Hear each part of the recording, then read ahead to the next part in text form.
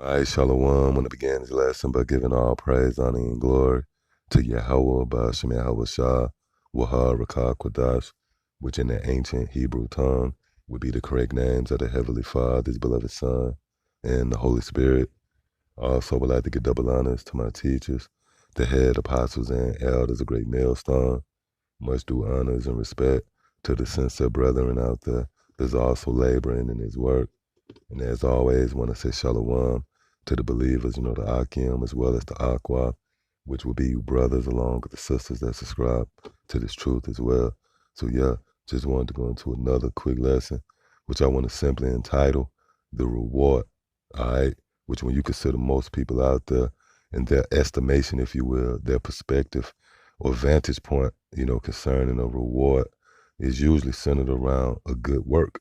That's usually the outlook of most of you people out there when concerning a reward. But for those amongst you in the know, we understand perfectly well that there's a certain duality in everything. There's a balance. So a reward is not only centered, towards a good work, but is also reserved for evil work. Pretty much when you consider the idea and the very essence of a reward is all based upon getting out what you put in. For an example, you might have one to work a certain job. They might, work 40 hours out of the week. They don't miss any days where they can expect their reward to come in the form of a full paycheck versus one who might, show up late. They might not work 40 hours out of the week. Well, they're going to be rewarded according to what they put in. You consider a person that smokes cigarettes for 20 years. Well, guess what? Their reward is going to be cancer, man. All right? So pretty much the judgment that Yahweh Bashim Yahweh Shai is preparing to bring to the planet Earth is going to be based upon what you put in, man. It's going to be according to your works. Matter of fact, let's go ahead and start off with that real quick right here in the book of Revelation, the 22nd chapter, and starting at the 11th verse. It says, he that is unjust, let him be unjust still, and he which is filthy, let him be filthy still, and he that is righteous, let him be righteous still, and he that is holy, let him be holy still. So you see two extremes here, pretty much a duality in character. You have one who was considered righteous and holy versus the unjust and filthy. See that? Verse 12. And behold, I come quickly. See, and behold, I come quickly, and my reward is with me to give every man according as his work shall be. Let's read this again. And behold, I come quickly, and my reward, all right? So this reward is not only reserved for the righteous and the holy, but it's also reserved for the unjust and the filthy, man. See? Matter of fact, we're going to go back here, but let me grab some real quick right here in the book of Proverbs, the 11th chapter in the first verse. It says, a false balance is an abomination to the Lord, but a just weight is his delight. So again, there's a duality in relation to judgment when concerning Yahweh Ba'ashem Yahweh Shah, meaning the Lord's reward is not going to be based upon a good work only, but that reward is also reserved for evil work. See? So when you go back here again to the book of Revelation, the 22nd chapter, and again the 12th verse, and behold, I come quickly, and my reward, see, and my reward is with me to give every man according as his work shall be. See, to give every man according as his work shall be. Meaning what? Yahweh Bashim Yahweh Shai is going to be justified in the judgment that he's going to bring forth to the planet Earth, and in particular, the judgment prepared for the so-called white man. And that's what I want to touch on in this lesson. All right, and the fact that the so-called white man has pretty much earned his reward, man. See that? This man have done nothing but sowed wickedness throughout the planet Earth in the form of lies, falsehood, treachery, right? Violence, bloodshed, fraud, okay? These different legislations and laws that celebrates and protect homosexuality, which is pretty much this man thumbing his nose up at the law, statutes, and commandments of Yahweh Ba'ashem Yahweh Shah. All right? All the way down to the trends that you see being promoted, here in America, which is that springboard, if you will, that propels that wickedness throughout the world. All right, the wickedness that have exceedingly polluted the planet Earth. Well, the source of that wickedness is the so-called white man. All right. So what you see is the results of Esau sowing, right, wickedness throughout the planet Earth. So it's only right that he reap the reward that the Lord has prepared, and that reward is going to come in the form of destruction.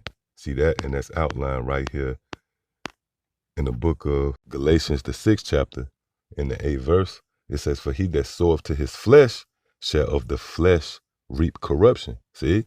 "But he that soweth to the Spirit shall of the Spirit reap life everlasting." Now, let's examine this precept here where it says, "For he that soweth to his flesh shall of the flesh reap corruption." And upon further examination, this is pretty much concerning Esau. This is dealing with the so-called white man. And the proof of that is when you consider his kingdom, man. This system, all right, it is geared towards the flesh. Matter of fact, let me grab some real quick to support that before we continue. This is the book of 1 John, the 2nd chapter. In the 16th verse, it says, "For all that is in the world," all right, this current system that's in play, right?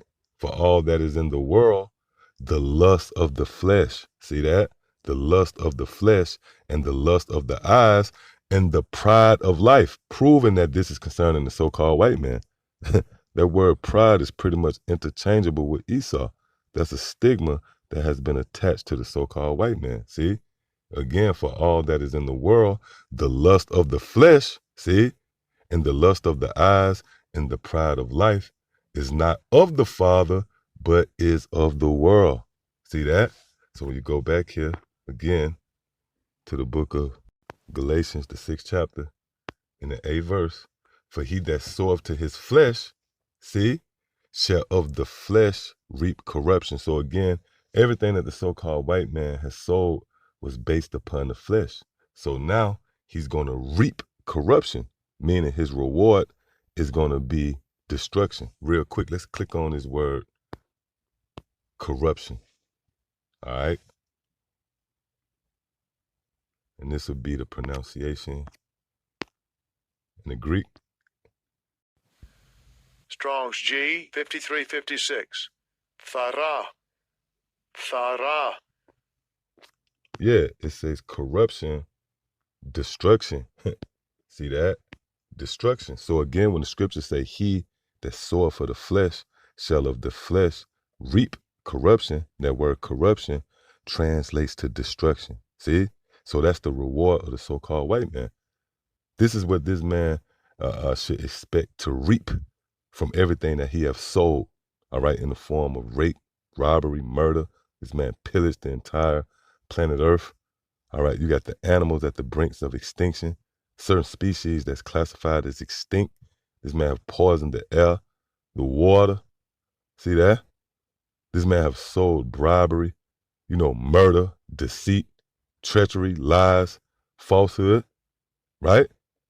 So now he should expect to reap destruction. You can't sow merciless acts and expect to reap mercy, man. All right, which brings me to the book of Psalms, the 54th chapter, and starting at the 1st verse. It says, "A psalm of David, when the Ziphims came and said to Saul, Doeth not David hide himself with us? Save me, O Yahweh Shem Yahweh, by thy name, and judge me by thy strength. Hear my prayer, O Yahweh Shem Yahweh, give ear to the words of my mouth. For strangers are risen up against me." Yeah, and these strangers right here would be first and foremost concerning the so-called white man. And indeed, this man has begun to rise up against the children of Israel. All right, and that's on display, in the form of this whole Crown 19 fiasco. Pretty much this man has begun to wage war on you so-called Negroes, Latinos, and Native Americans under the banner of the Crown 19, which, these devils have phrased as a war on the COVID-19. This man has declared war on the COVID-19, just like he had his war on drugs, his war on terror. Now he has declared war on the COVID-19. And who is the face of the Crown 19? Again, you so-called Negroes, Latinos, and Native Americans. That's why, the rallying cry is vax the blacks, man. Well, that's a well-calculated, thought-out strategy, of the so-called white man as a means to come up against you, man. And it's all fueled by his mischief. Matter of fact, let me grab some real quick. Stand in the book of Psalms, the 62nd chapter, and starting at the 3rd verse. It says, how long will ye imagine mischief against a man? See? How long will ye imagine mischief against a man? Ye shall be slain, all of you. As a bowing wall shall ye be, and as a tottering fence. They only consult to cast him down from his excellency. They delight in lies. See? Which, this whole mystery pestilence is nothing more than a lie. All right? A figment of Esau's imagination, man, as to justify himself, coming after the tribes. See? They only consult to cast him down from his excellency. They delight in lies.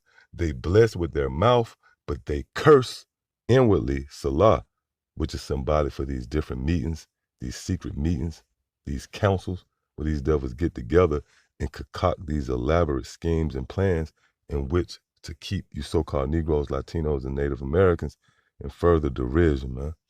See that? So when you go back here again to the book of Psalms, the 54th chapter, and again, starting at the 3rd verse, it says, for strangers are risen up against me, and oppressors, and oppressors seek after my soul. Yeah, and it's well documented that the oppressors of you so-called Negroes, Latinos, and Native Americans would be none other than the so-called white man. See that again? And oppressors seek after my soul. They have not set the Most High before them, Salah. Behold, Yahweh Shem Yahushua is mine helper. The Lord is with them that uphold my soul. He shall reward evil unto mine enemies. See that? He shall reward evil unto mine enemies. Cut them off in thy truth. Yeah, meaning is by way of this truth. This word going forth is pretty much a decree that cements the fall of the so-called white man. All right? But again, the scriptures say, he shall reward evil unto mine enemies, proving that, a reward, again, is not only designated to a good work, but is also reserved for evil work as well. Now, when you go into this word reward right here in the Hebrew, which we're going to do real quick, it pretty much gives you more clarity, if you will, in relation to the method of the judgment that the Lord is going to bring forth. Again, it's going to be based upon your works. Again, the so-called white man has earned this reward, man. All right? Now, real quick, the Hebrew word here for this word would be shawab, right? Shawab, and it means to return, all right? Turn back, to turn back, return, all right? So pretty much what you put out there is going to return back unto you. But upon further examination, when you go into this word return,